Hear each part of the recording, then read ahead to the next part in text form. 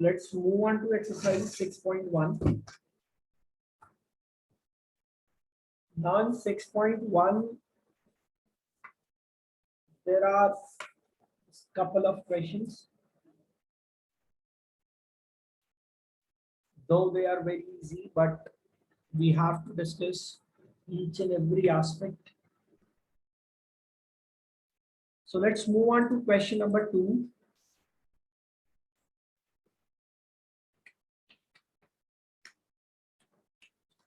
Question number 2 says, there is a figure in which XY and MN are two lines intersect each other at O.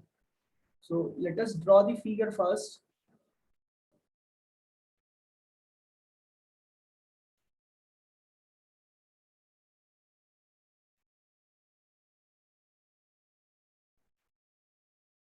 And then we have a ray produced from here at 90. So this is the figure we have.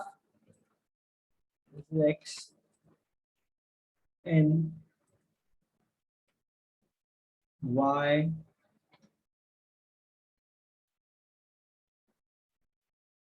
P M and this is O. ये जिधर cut कर रही है sir, ठीक है। अब देखो उसने क्या बोला, बोला एक्स वाई और एम एन जो है वो इंटरसेक्ट करती हैं ओ पर, यानी कि ध्यान रखना है कि एक्स वाई और एम एन जो है वो लाइंस हैं हमारी। तो आपको यहीं पे क्लिक कर जाना चाहिए कि अगर दो लाइंस इंटरसेक्ट कर रही हैं तो कौन सी सिचुएशन की बात हो रही है, वर्टिकली अपोजिट एंगल्स की।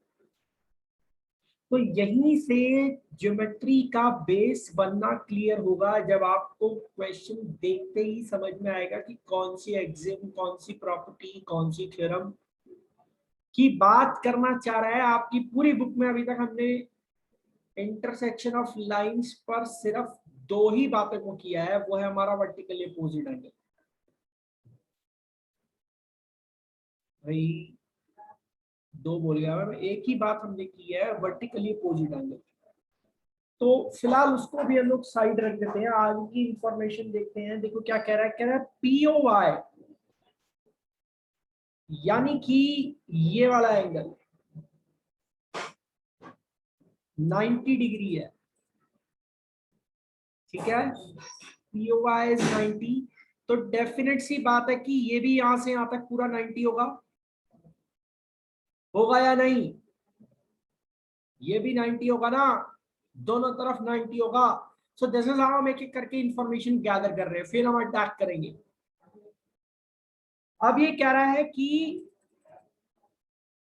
जो ये वाला एंगल है हमारा, देखो फिगर में दे रखा है, ये हमारा A है और यहां जो ये एंगल बन रहा है ये हमारा B है, ऐसा दे रखा है क्वेश्चन में। और आपको C फाइंड करना है। C जो है आपका वो ये नीचे वाला एंगल है, यहाँ पर ये जो बन रहा है ये C है। तो उसने आपसे क्या पूछा, उसने आपसे पूछा कि अगर A is to B का जो रेशियो है that is 2:3, and this is a very Sir, 135. good question from the exam point of view also. So A is to B is 2:3, and we are supposed to find out the value of C। और साथ ही साथ हमें क्या दिया है, साथ ही साथ हम लोगों को दे रखा है एंगल POY का वैल्यू 90 डिग्री है। तो just keep in your mind कि यहाँ पर अगर हमारा POY का वैल्यू 90 डिग्री है, अगर हमारे POY का वैल्यू 90 डिग्री है तो इसका मतलब ये जो POX है ये भी तो 90 होगा। ये जो Sir, 126. जो POX है वो भी तो 90 डिग्री होगा। क्रिश कितना आंसर दे रहे हो आप? 126 126 sir x कुछ because we have taken 5x upon 90 upon 5x कुछ is गड़बड़ equals to कुछ गड़बड़ लग रही है ना। अच्छा तूने b माइनस किया है ना, हाँ फिर ठीक है 126 आएगा। पहले हम लोग ये सोचते हैं कि यहाँ पर ये a और b का रेशियो दे रखा है। देखो b यहाँ से यहाँ तक है और a जो है वो यहाँ से यहाँ तक है। तो आप देख सकते हैं कि जो a प्लस बी है हमारा वो 90 डिग्री है ना। जो हमारा a प्लस बी है वो 90 डिग्री है ना। और a और b का रेशियो क्या दिया है 2:3, यानी कि अगर मैं a का वैल्यू निकालना चाहता हूं तो मैं सीधा 90 में 2/5 से मल्टीप्लाई कर दूं। अब ये कितनों को समझ नहीं आया कि 2/5 से मल्टीप्लाई करने वाली जो बात है, ईमानदारी से बताना कितनों सर को आ ये गई 2/5 समझ नहीं आ रहा। अगर मैं ये देख रहा हूं कि a और b का टोटल 90 है, a और b का टोटल 90 डिग्री है। कैसे पता चल रहा है a और b का टोटल 90 डिग्री है? कैसे पता चल रहा है? जो हमारा एंगल सर रेशियो जो POX है वो एंगल POY के बराबर होगा ना, 90 यस सर डिग्री। काय को भाई लीनियर पेयर बनाएगा ना तभी तो। लीनियर पेयर ठीक है, तो उससे पहले भी हम चाहें तो ये लिख सकते हैं कि angle POX plus angle POY is equal to 180 degree. और यहाँ पे रीजन दे सकते हैं लीनियर पेयर। अब आपको साफ साफ समझ में आ जाएगा, अगर POY हमारा 90 है तो हमारा POX भी 90 होगा। और जो POX है वो POX ही तो मेरा a प्लस बी है। POX ही तो मेरा a प्लस बी है। नाम बड़े अजीब से हैं, बोले भी नहीं जाते। ठीक है, तो आप यहां से यहां तक देख सकते हैं कि ये पूरा एंगल मेरा 90 है जो a प्लस बी से रिप्रेजेंट हो रहा है।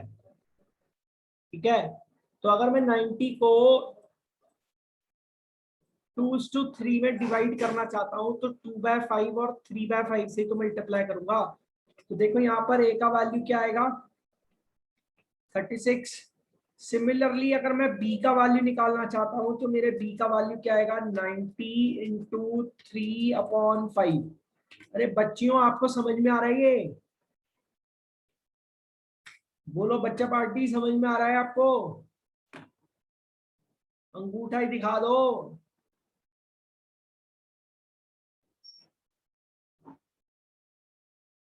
आ रहा है समझ में या नहीं? तो अगर सर b का वैल्यू हमारा 54 है तो आप देखो यहाँ पर इसका वैल्यू क्या है, a का हमारा 36, b का वैल्यू हमारा कितना आया 54। तो आप समझ सकते हैं कि यहाँ पर ये जो b है हमारा वो c के साथ लीनियर पेयर बनाएगा ना। Small b plus small c is equal to what, is equal to 180 degree. Reason क्या है? लीनियर पेयर बन रहा है। देखो जो स्ट्रेट लाइन है हमारी mn, उस mn पर एक रे प्रोड्यूस हुई है OX। अब बोलो सर OX तो लाइन है, अरे O से X तक तो रे ही लूंगा ना मैं।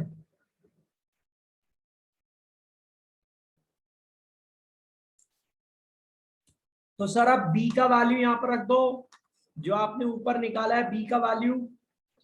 तो c कितना आएगा हमारा 180 माइनस 54, यानी कि c का वैल्यू हो गया हमारा 126। So this is how हम solve कर रहे हैं। Now let's move on to the next question. If you have any doubt, you can ask me very freely. नहीं समझ में आ रहा है पूछोगे नहीं तो नुकसान आप ही का है। Question number 3।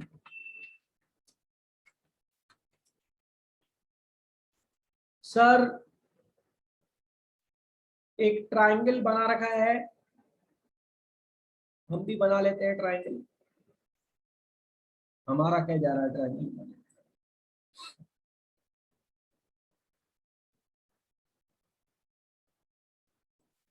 और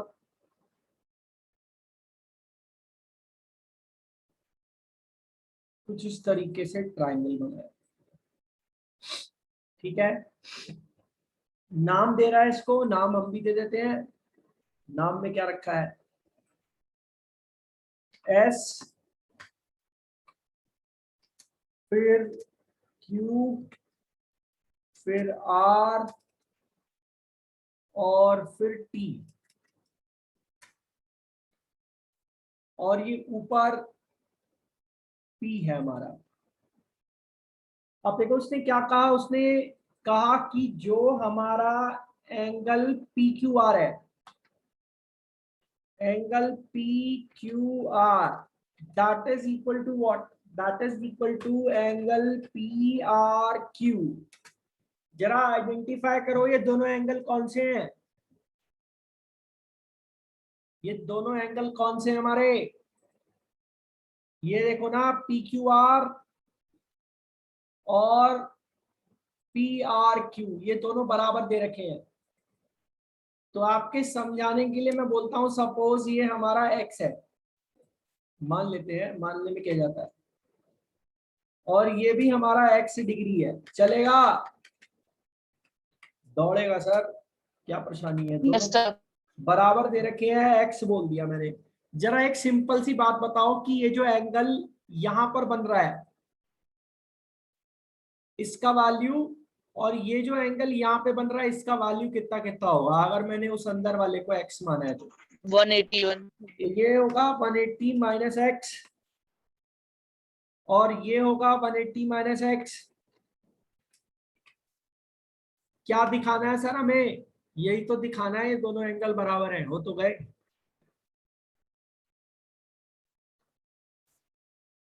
नहीं आया समझ में,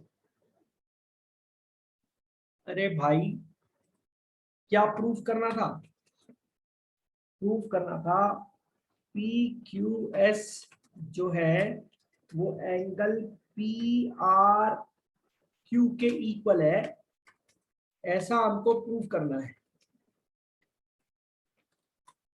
ठीक है भाई, समझे, क्या तो हमें समझ नहीं आ रहा, आ गया ना समझ में।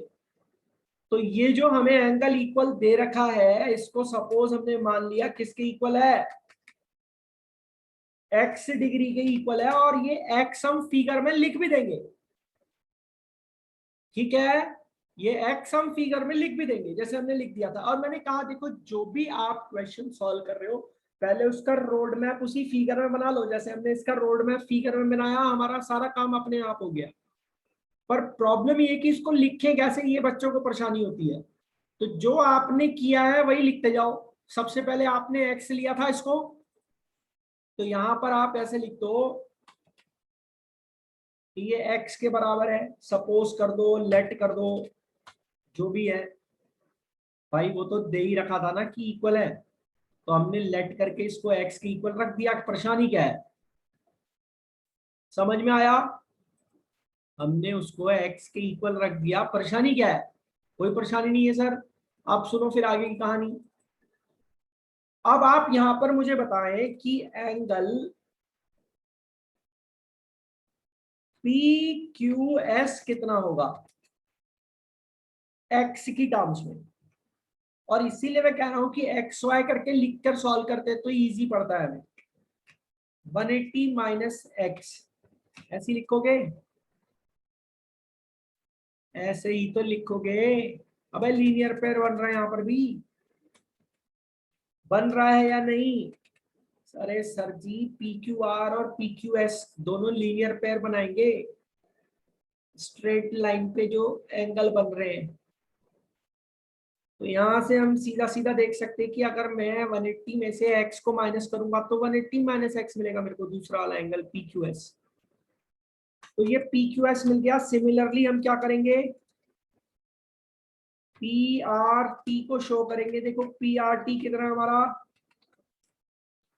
पी आर टी होगा 180 माइनस एक्स x, और इसका रीजन भी क्या देंगे, हिसाब लीनियर पेयर है। अब आप देख सकते हैं कि अगर मैं इसको ऐसे शो कर दूं कि ये मेरी इक्वेशन 1 है और ये मेरी इक्वेशन 2 है, तो आप यहाँ पे लिख सकते हो ना, bye on equating 1 and 2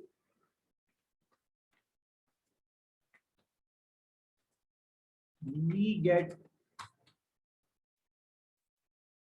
PQR PQS is equal to angle PRQ। लिख दो प्रूव्ड, बात खत्म। अभी भी परेशानी है, समझ नहीं आया तो पूछ लेना बेटा, टाइम निकल जाएगा फिर परेशानी होगी आपको। Let's move on to the next question. Screenshot लेते जाओ इसका, अगर कोई दिक्कत हो सकता है आपके एनसीईआरटी सॉल्यूशन में अलग दे रखा हो, आपके टीचर अलग तरीके से पढ़ाए। आप आज मुझसे पूछ रहे हो, उसका सॉल्यूशन मैं ऐसे दे रहा हूँ, आप उससे 2 हफ्ते बाद पूछोगे सेम सॉल्यूशन दूंगा, कोई गारंटी नहीं है, क्योंकि मुझे याद नहीं रहता है solution.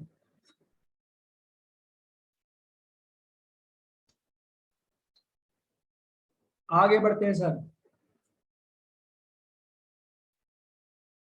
Question number 4। This question number 4 says prove that x plus y plus x plus y is equal to w plus z. So there is a figure given to you. इसमें बोल रहा है AOB is a line। तो ये हमने AOB एक line draw कर ली, यहां से एक रे इस तरीके से प्रोड्यूस हो रही है और एक रे इस तरीके से नीचे को प्रोड्यूस हो रही है। हमें नहीं पता किधर जा रही, कितने एंगल पर ऐसा प्रोड्यूस हो रहा है। अब सर उसने क्या बोला है, उसने बोला अभी नाम में क्या रखा है, जो दे रहा है वही लिखते जाओ। ये x है, ये w है और ये z है हमारा, और ये हमारा y है, और साथ ही साथ हमें क्या दिया हुआ है, क्या दिया है, हमें दे रखा है AOB is a line. AOB is a line, तो यहाँ पे हमें इसे A बता रखा है, इसको D बताया है, इसको यहाँ पर O बताया है, और यहाँ पर ये हमारा हो गया B, ये हो गया C। यही तो दे रखी फिगर, और तो कुछ नहीं है। और हमें प्रूफ करना है कि AOB जो है वो लाइन दे रखी है, और हमें प्रूफ क्या करना है, हमें प्रूफ करना है x plus y plus z plus डब्ल्यू इज इक्वल टू 360 डिग्री। ऐसा दिखाना है हमको।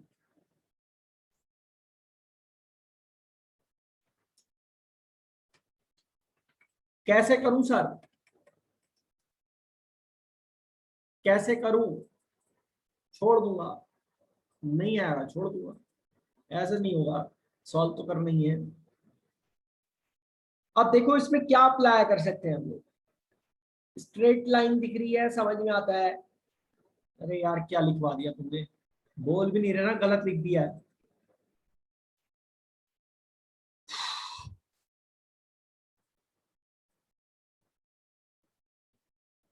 क्या दिखाना है हमें, x plus y is equal to डब्ल्यू प्लस जेड। क्या करें सर, यहाँ पर साफ साफ समझ में आ रहा है ना, AOB लाइन है तो x प्लस वाई का वैल्यू कितना होगा, 180। रीजन क्या दोगे, लीनियर पेयर। AOB लाइन है ना साहब, AOB क्या दे रखी है, एक लाइन दे रखी है, दे रखी है, गिवन है।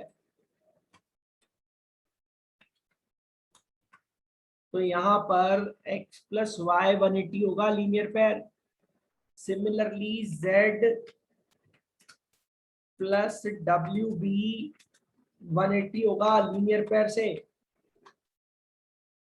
तो इसका मतलब क्या हुआ, क्या हुआ इसका मतलब? फिर से वही कह देंगे bye 1 and 2 what we can say, we can say, अरे एनोटेट मत कर,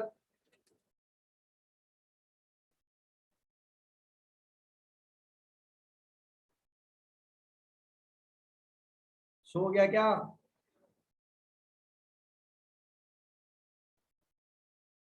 x plus y is equal to w plus z। आया समझ में?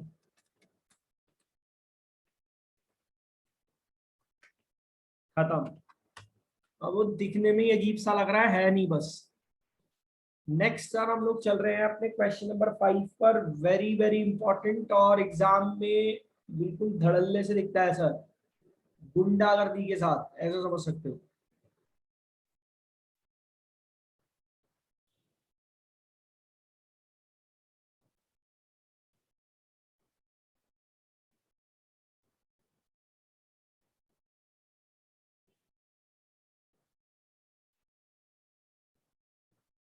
इस तरीके से एक फिगर दे रखी है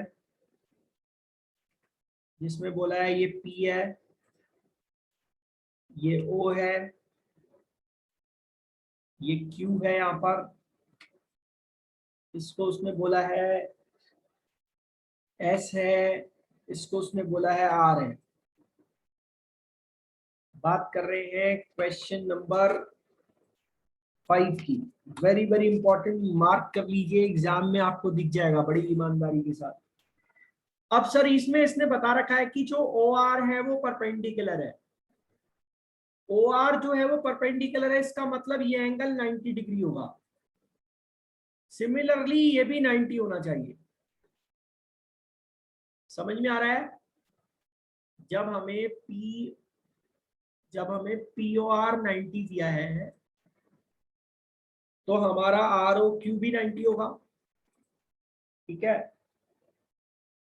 अरे परपेंडिकुलर मतलब 90 डिग्री होता है ना। अब ये कह रहा है OS is the another ray line between the rays OP and OR। OP और OR के बीच में एक रे और है OS, जैसा कि हम फिगर में देख रहे हैं। हमें कुछ नहीं दे रखा सर, हमसे ये कह रहा है आप प्रूफ कीजिए कि जो आपका एंगल ROS है,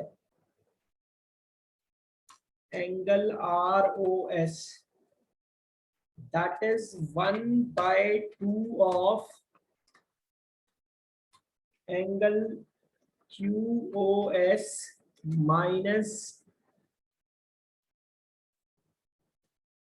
एंगल POS।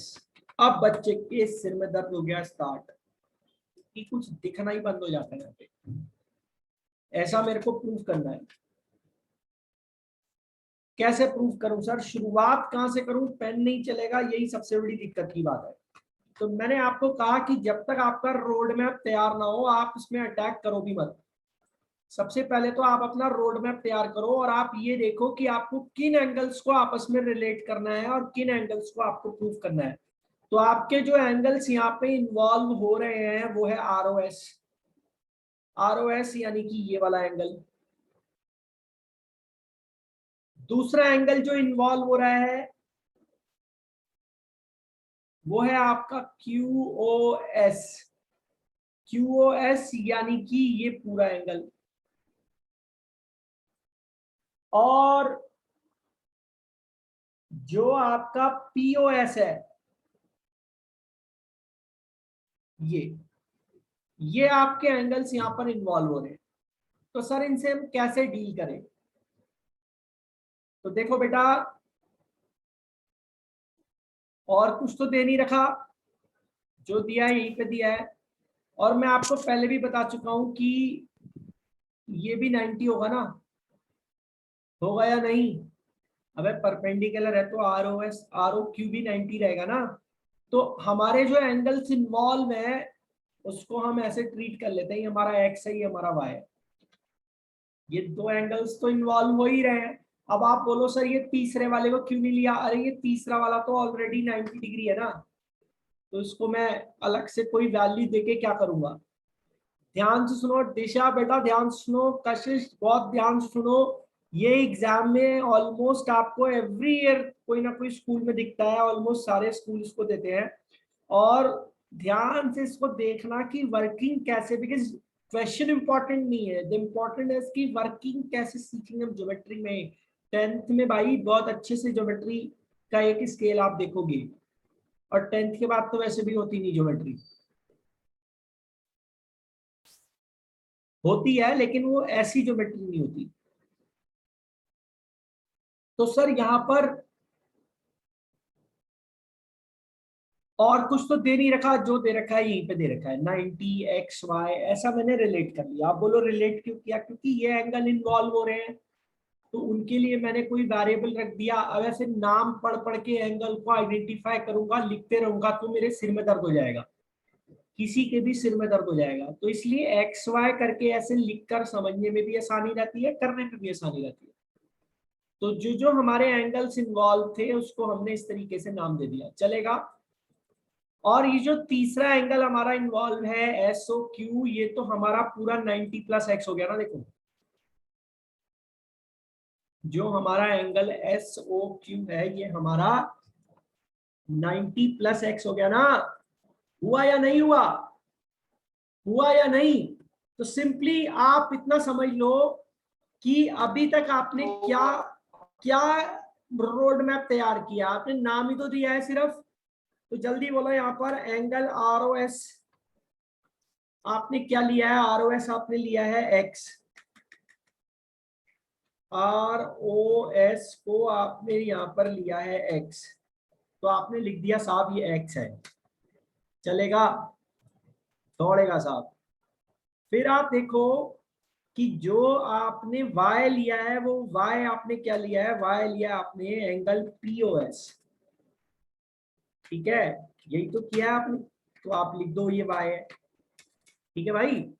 और जैसा कि आपको मालूम है कि एंगल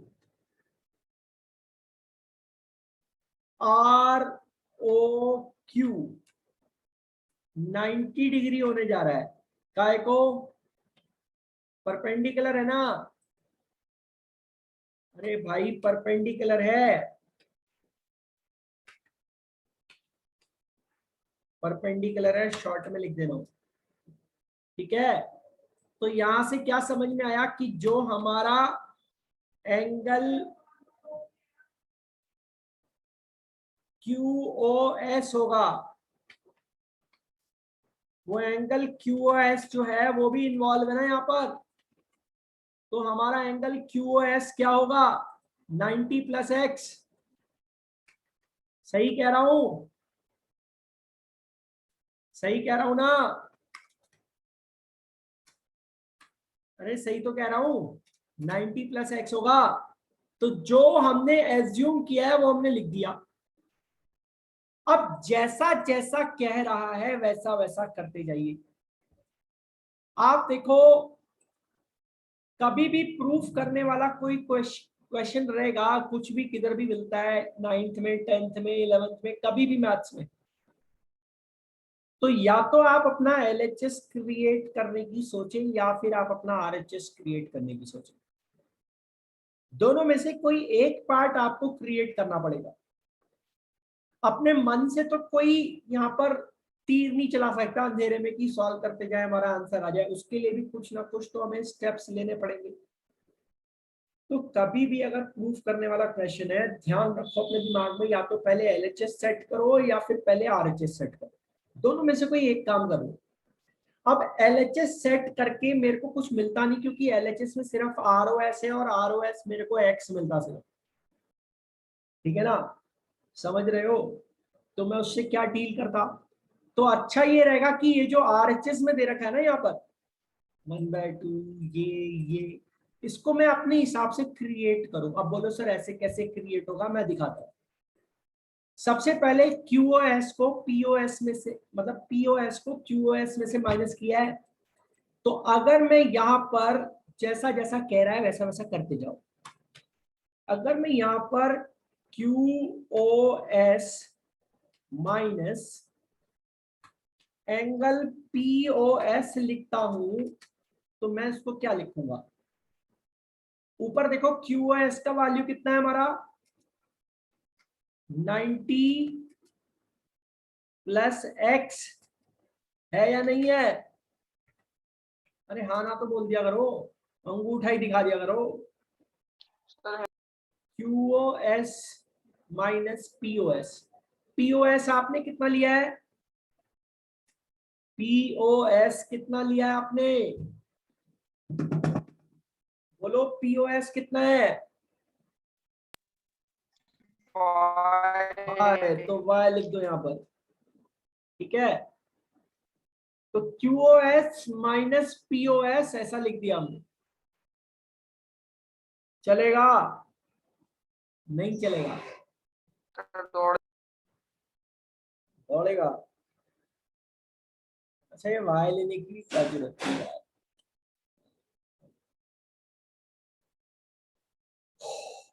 एक बात और देखो कि ये जो हमारा y है, इस y को मैं 90 माइनस एक्स भी तो बोल सकता हूं। बोल सकता हूं या नहीं? इस y को मैं 90 माइनस एक्स भी तो बोल सकता हूं। कमाल हो गया। लो, ये पूरा 90 है ना, x प्लस वाई 90 है ना। अरे सर जी, x प्लस वाई का वैल्यू 90 है ना, तो मैं इस y को 90 माइनस एक्स बोल सकता हूं कि नहीं बोल सकता हूं? तो अगर आप y नहीं भी लेते ना, अगर आप यहाँ पर y नहीं भी लेते, आप सीधा यहाँ पर 90 माइनस एक्स रख देते तो भी चल जाता। समझ में आ रहा है? समझ में आया? Yes sir. तो यहाँ पर इस y की जगह क्या कर दें? इस y की जगह पर हम रख देते हैं 90 माइनस एक्स। अब ज्यादा इजी पड़ेगा, ठीक है? ऐसा ही तो है, ऐसा ही तो है। अब देखो सर, यहां पर जब मैंने QoS में से POS को माइनस किया तो मेरे को देखो क्या मिलेगा, 90 से 90 कट जाएगा, 2x मिलेगा मेरे को। 2x मिलेगा या नहीं? यस। अब सर अगर मैं इसका हाफ कर दूं, अगर मैं इसका हाफ कर दूं, इसका हाफ कर दूं, ये जो मेरा QoS माइनस POS है, QoS माइनस POS, अगर मैं इसका हाफ कर दूं, यानी कि इसका 1/2 से मल्टीप्लाई कर दूं इसमें, ऐसा ही है ना। तो एक तरीके से मैं 2x में 1/2 से मल्टीप्लाई कर रहा हूं, यही तो मतलब हुआ। अब आप बोलो सर ये 1/2 कहां से आ गया? सर ये QoS माइनस POS कहां से आ गया? वही तो समझाने की कोशिश कर रहा हूं कि आपको अपना LHS या RHS क्रिएट करना पड़ेगा। अब कोई सपना तो आ नहीं रहा है, कोई जादू तो हो नहीं रहा कि तुम आंखें बंद करोगे तुम्हारे आम सामने सोल्यूशन आ जाएगा। तो जैसे ऐसा कह रहा है वैसे वैसे करते जाओ। QoS माइनस POS ऐसा बोला था तो हमने फटाफट QoS माइनस POS बना लिया, हमें पता चला कितना आ रहा है, 2x आ रहा है, ठीक है।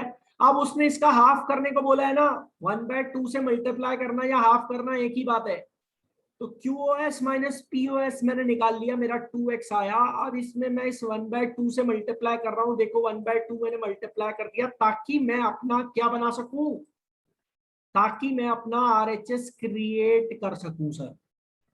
अब यहां से आप देखो तो 2 x में एक तरीके से ये 1/2 देखो दोनों तरफ मल्टीप्लाई होगा ना, 1/2 दोनों तरफ मल्टीप्लाई होगा। अरे यार QoS माइनस PoS 2x आया। अब इस QoS minus PoX is equal to 2 में मैंने दोनों तरफ 1/2 से मल्टीप्लाई कर दिया, ठीक है।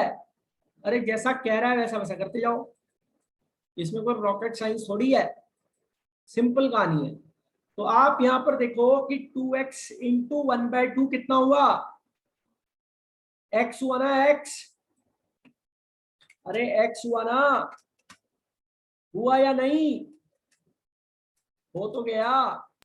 Yes sir. 2x का आधा यानी कि 1/2 से मल्टीप्लाई करेंगे तो x आएगा।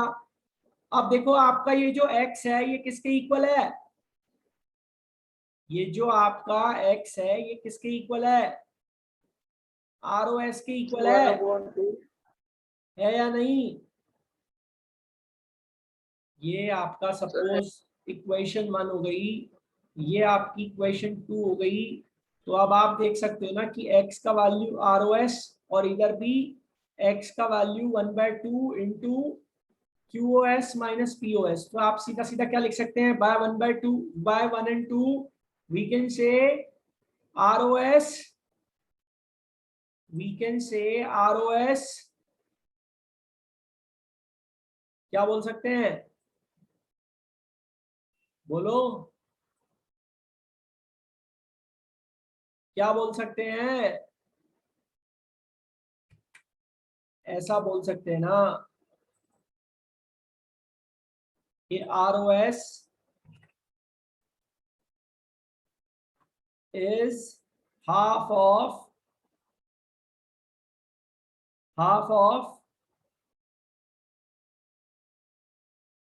difference of QoS and PoS। तो यानी कि सीधा सीधा आप प्रूव्ड वाली कहानी लिख सकते हो। अब ये सेम चीज ऊपर वाली कॉपी कर देना, ये सेम कॉपी करके नीचे प्रूफ्ड लिख देना। अभी ये टाइम नहीं है तो मैं ऐसे ही समझा दे रहा हूँ। बाकी सर कल नेक्स्ट कॉन्सेप्ट हम लोग देखेंगे। अगला क्वेश्चन बहुत इजी है, आप आराम से कर लोगे, नहीं होगा तो मैं करवा दूंगा। और ये एक्सरसाइज यही खत्म होती है। बाकी कल आपको थोड़ा और अच्छे से सिखाने की कोशिश करूंगा कि